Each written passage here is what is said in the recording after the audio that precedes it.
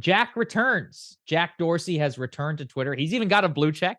So there's something going Oh, on there. does And he? Oh, that's funny. he I didn't certainly know does. that. And one of the things he did whenever he surfaced for the first time on Twitter in quite a long time, let's go ahead and put this on the screen, was tweet, "He can and he will," to a YouTube video of RFK Jr. appearing on YouTube where it says, "Robert F. Kennedy argues he can and beat Trump." Somebody replied, "Are you endorsing or are you just predicting?" And he said, "Both."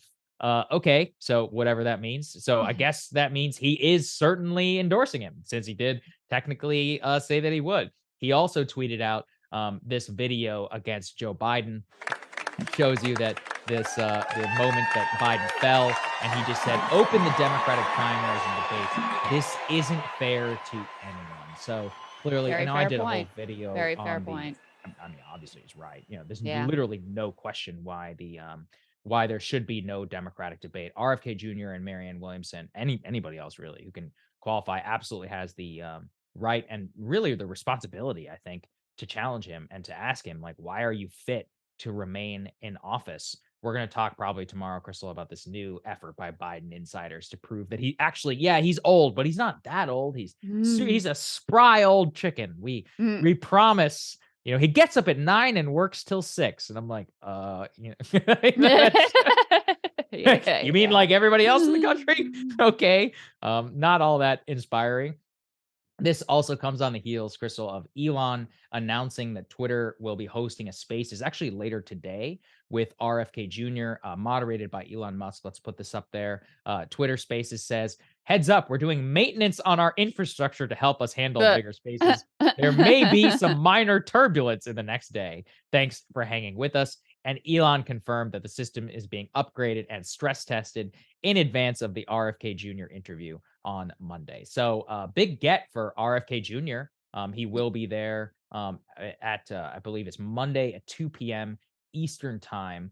So a little bit after this show will air for most of the general public, and we'll have a big analysis for everybody tomorrow on what happens.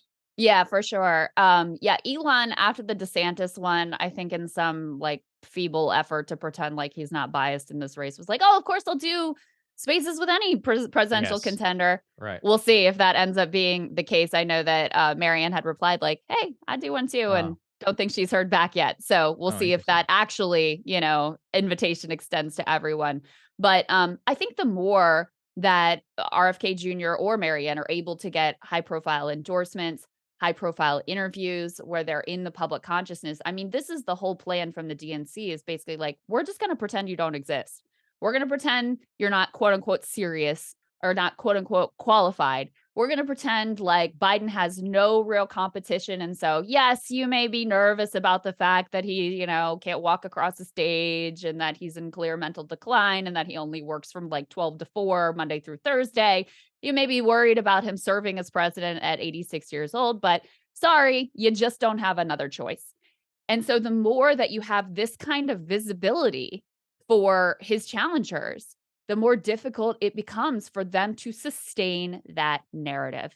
And we saw this playbook a number of times in the Democratic primary last time around, where the very first phases, we're just going to pretend you don't exist. Even with Bernie, who had been, Yep. so prominent and came so close in 2016 if they hadn't rigged the primary.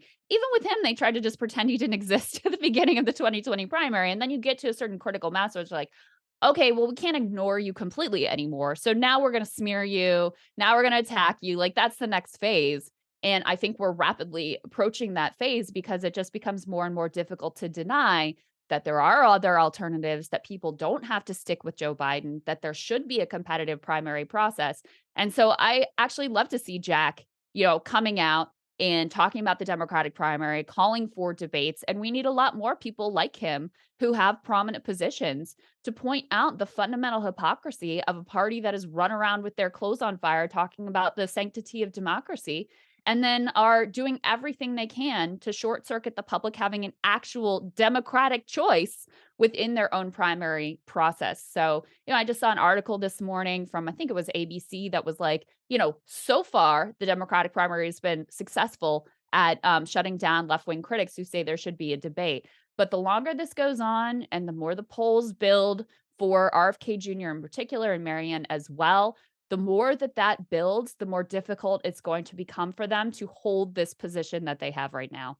Yeah, as you said, let's go ahead and put B7 guys, please, up on the screen. You referenced the Marianne Williamson tweet that she replied, and she says, "Hi, Elon. You had offered a space discussion to all presidential candidates who tried to get in touch. I would love to take you up on the offer. We'll see. Maybe RFK Jr. Will bring it up there as well." And yeah, look, I actually, as bad as the DeSantis one went, I genuinely hope this one goes well because I think people like this deserve a forum and a chance to talk. Absolutely. Yeah, And I want to 100%. see more of them. And, if they can, maybe they should even publish it as a podcast. I actually hope that there are no technical glitches. So then we can just clip out things that he says and we can talk about the editorial rather than, and so can other media outlets rather than, focusing on all of that. So Right. anyway, we'll see. Right, and I would still never recommend to any candidate that you launch Yes. Yes. on Twitter Spaces, not only for the technical glitch reasons, like, it was poorly conceived of to begin with. It's set the audio quality sounds like crap. It's a very impersonal kind of forum. It's just doesn't lend itself to the sort of, like, staging that you would want to make your big first impression on the country.